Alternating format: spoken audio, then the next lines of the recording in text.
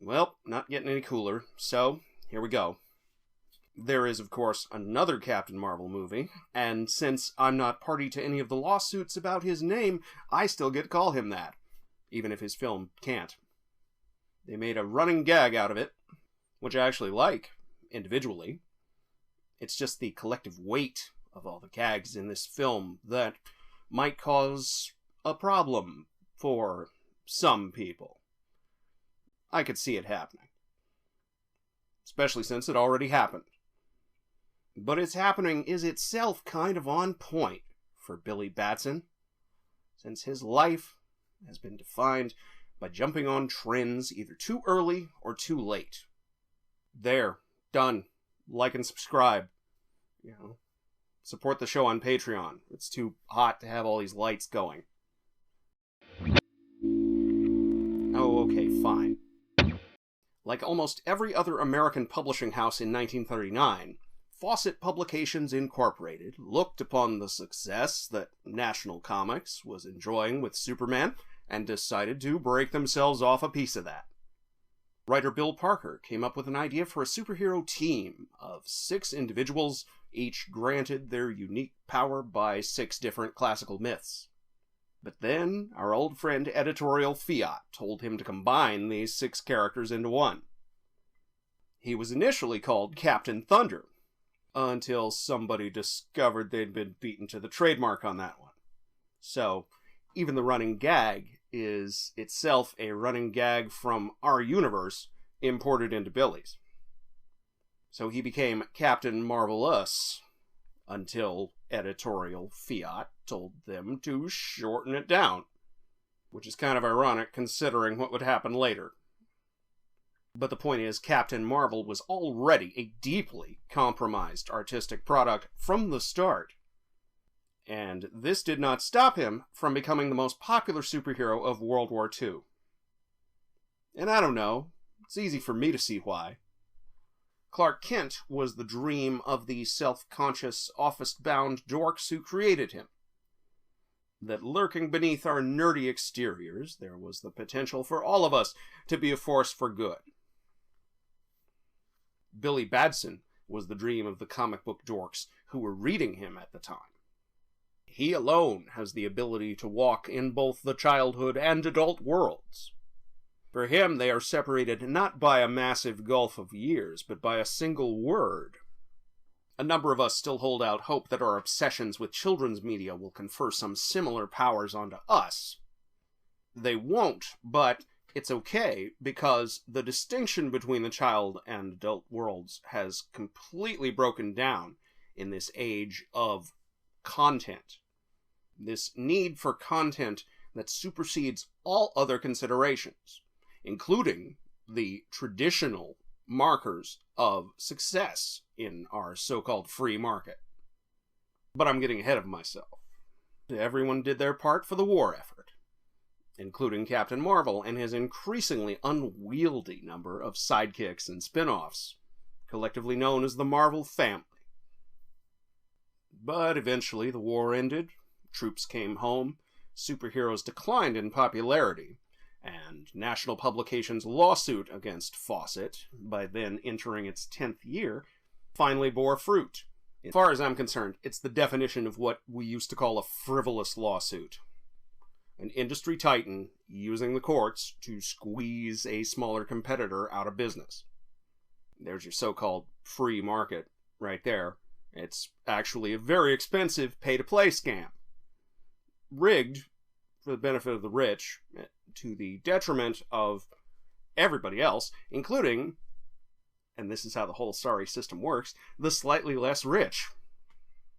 Why do you think 2 billionaires had to shoot themselves into space? Status anxiety. All the way down, all the way up.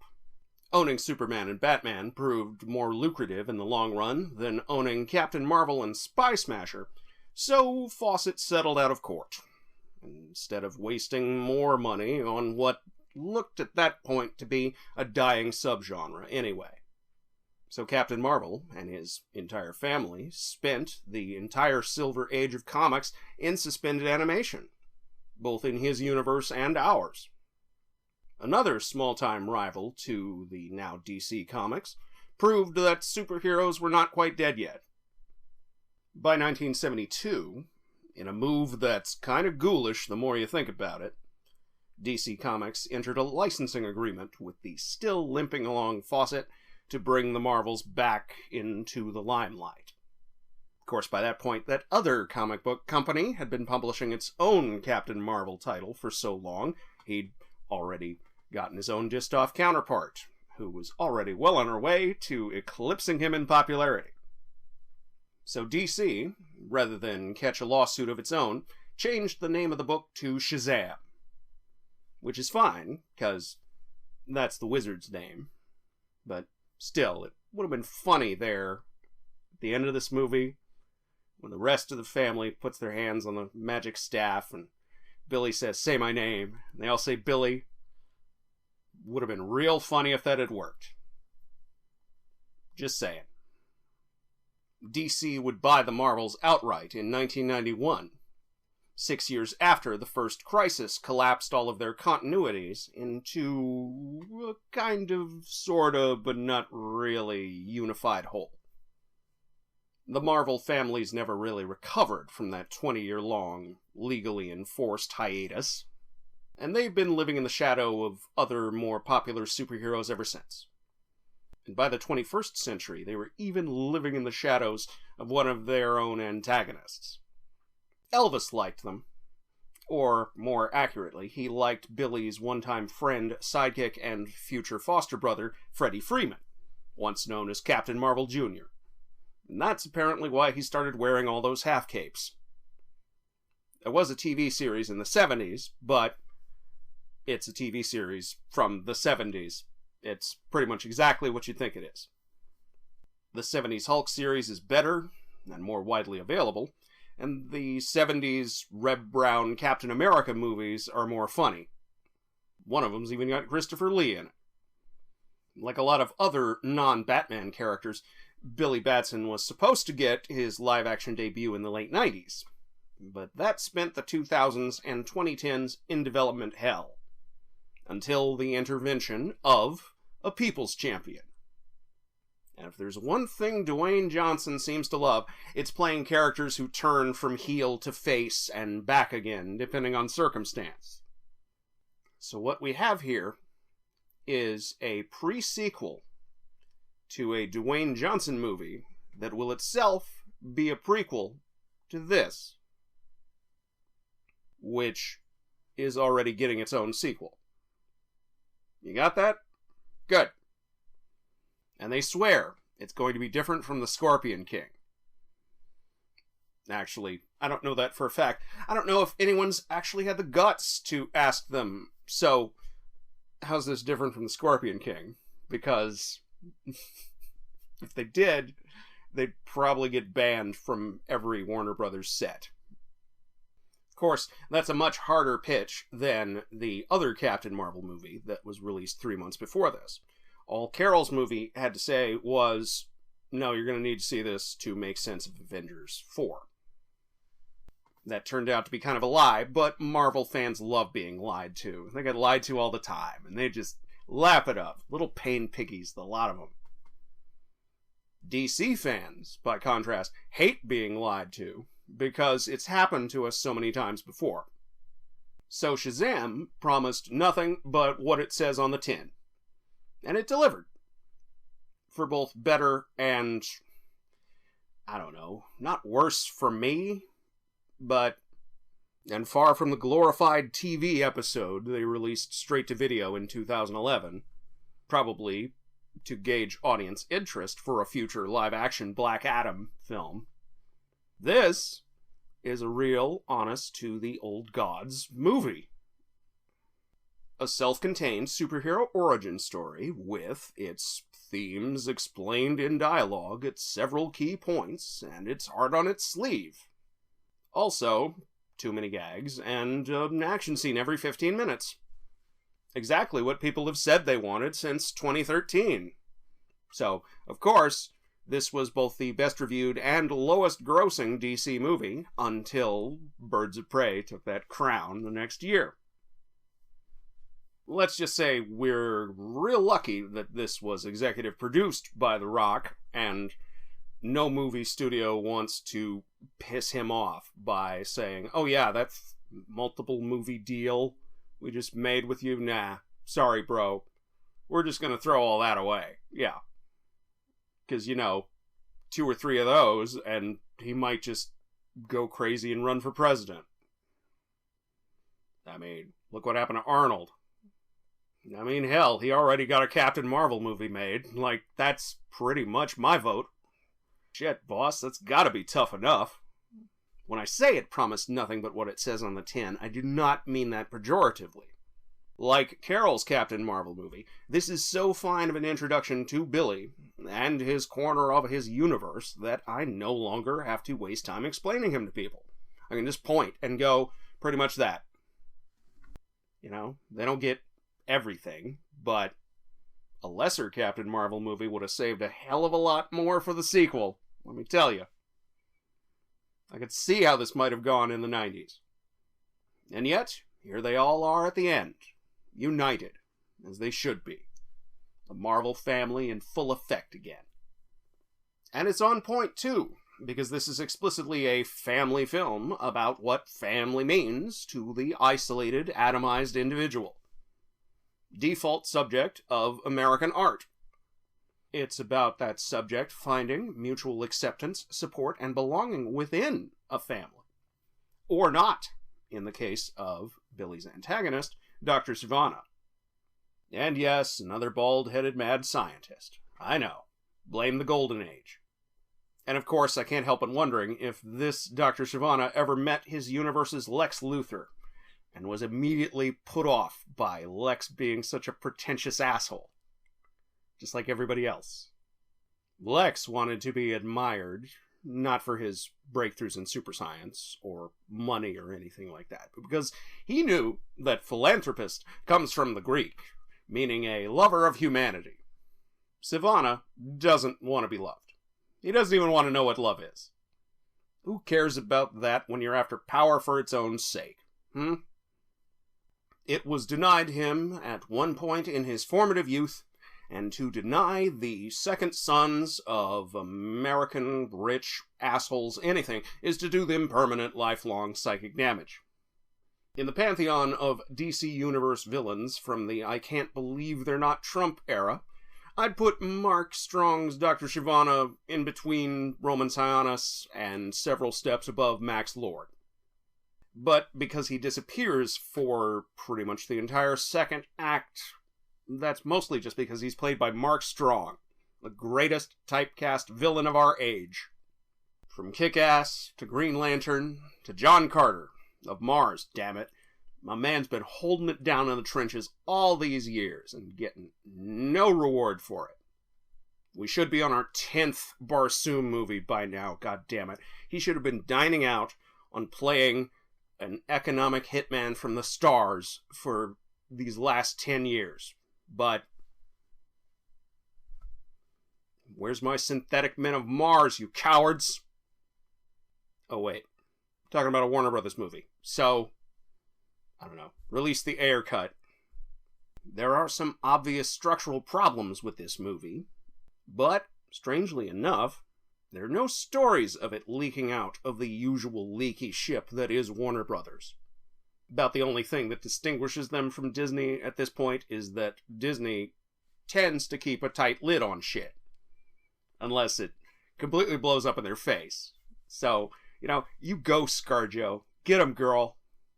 Critical support for Comrade Romanoff. It's the strangest thing. 10 years ago, Green Lantern comes out, does less money than it should, and everybody falls all over themselves to point the finger at the other person. I haven't seen hide nor hair of Martin Campbell since. This comes out, underperforms, so only $360 million, and nobody's saying nothing. It's actually kind of creepy. Turns out a year-long ad campaign was not enough to combat 60 years of relative obscurity. And when audiences searched for comparisons, their brains hit upon a film that's superficially the same, but not necessarily better. Those facile comparisons were of course made to Penny Marshall's Big. Our director probably spent this entire movie's development hearing such comparisons in boardrooms, so, of course, put a little piano gag in there. But Big used its magical realism to justify a workplace comedy, and Gen Z doesn't have any workplaces anymore.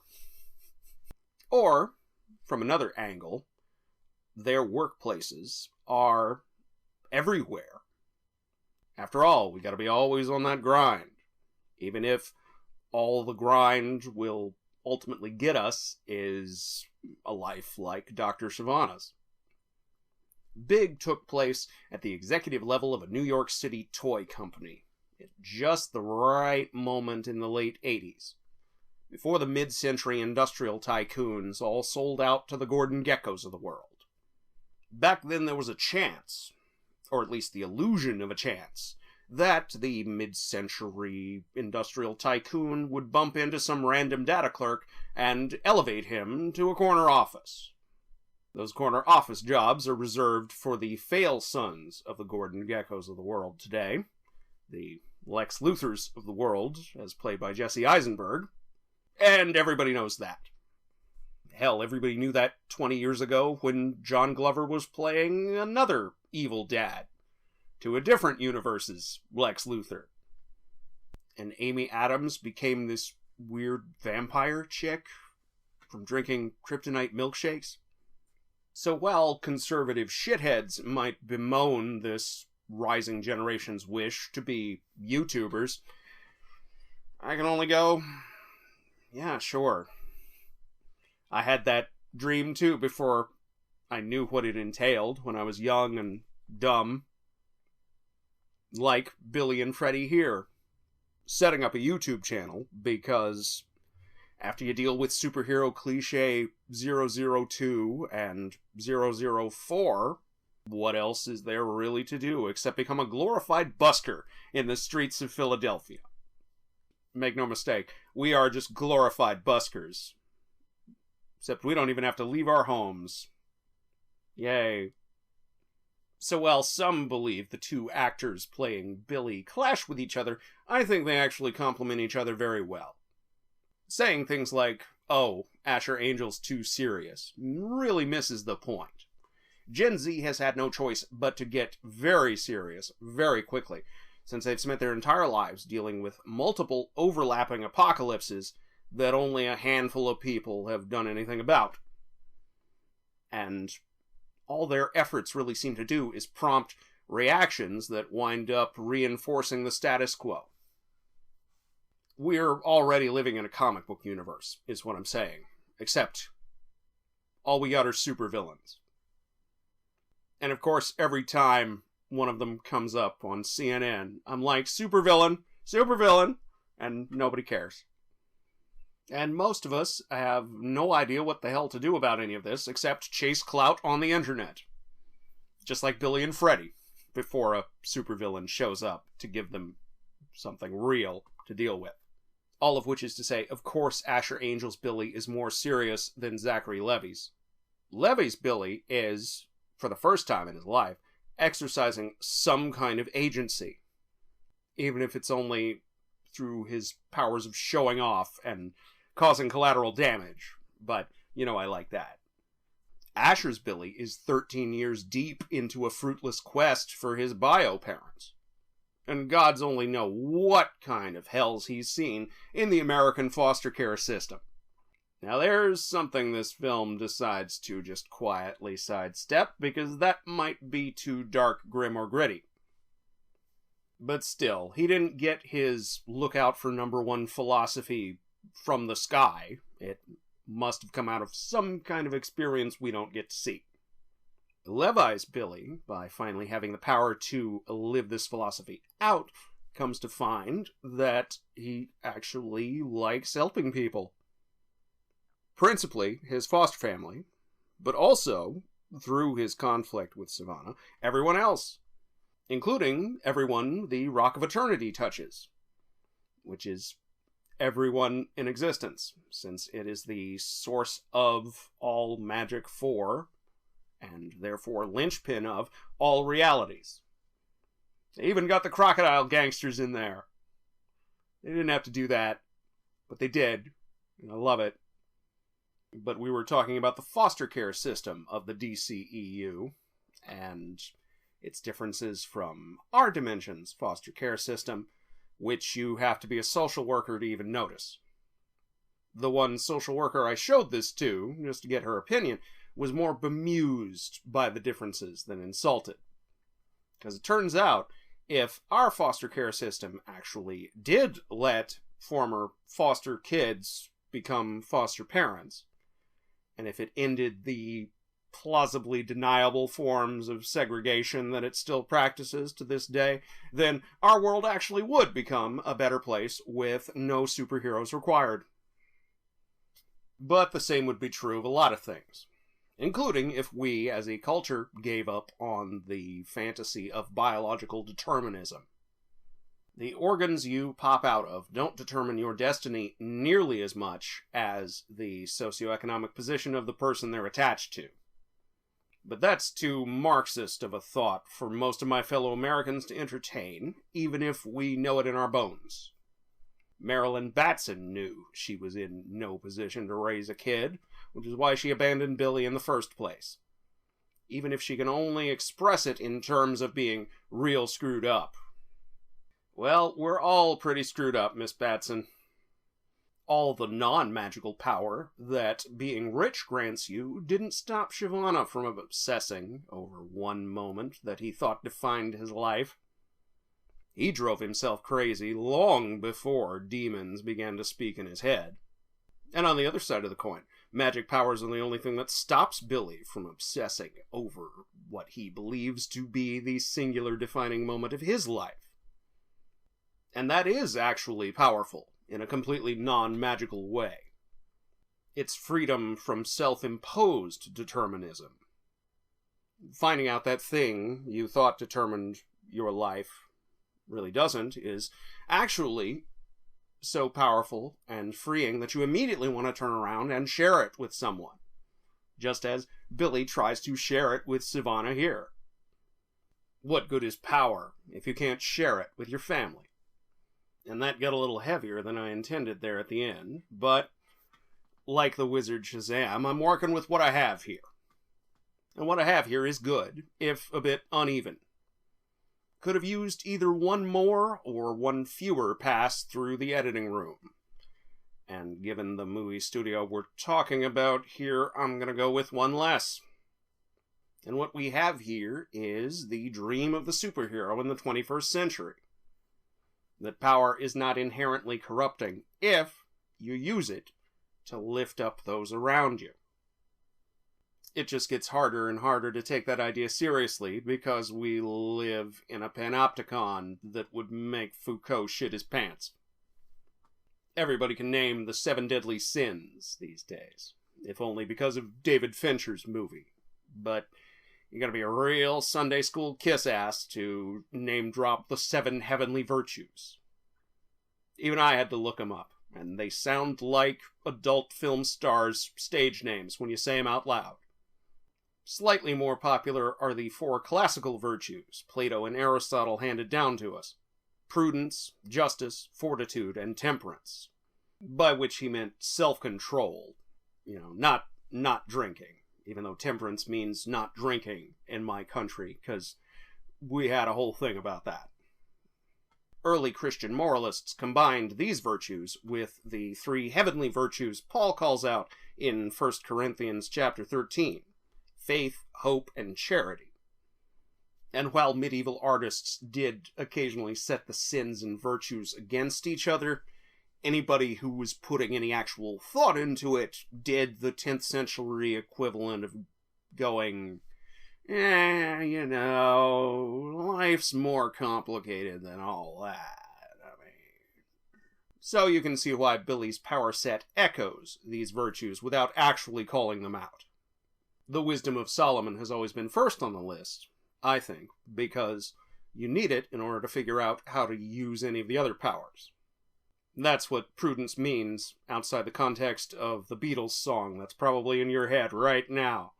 And if it wasn't before, it certainly is. It's easy to accept a lot of these powers at face value, as Freddy and Billy do here. But the stamina in Stamina of Atlas can also be a synonym for fortitude, as can the courage in Courage of Achilles.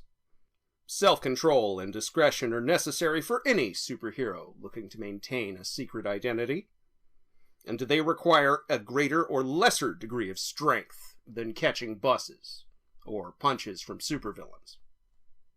The original Greek word the Apostle Paul used for charity, agape, can also be translated to mean unconditional love. And as we all know, unconditional love is essential for any superhero's life, in this or any other galaxy, no matter how far, far away they might be. And as for hope, faith, and justice, well, there are 3 other films that allegedly take place in the same universe as this one. Hell, 6 of them by now, though 3 of them are basically what we used to call bottle shows. And thanks to the vagaries of Hollywood economics, none of this actually matters, because we've got a guaranteed sequel and prequel coming. May all the gods protect them from any further executive fiat. After all, as I keep trying to tell myself until it sinks into my thick skull, never mind yours, we now live in a world where both Captains Marvel have movies to their name, neither of which outright suck, and that's more than I ever even hoped for. Thanks for watching, everyone. Sorry for the long wait. It's been fucking hot in here. If you like the video, hit the like button and the subscribe button. And the little bell next to it, I guess. And if you really like this show, then consider supporting us on Patreon, like the fine people whose names I'm about to read to you right now. Mr. Hootie Dean, Detective Steve, The After Movie Diner, and Stu G. Next time, oh baby.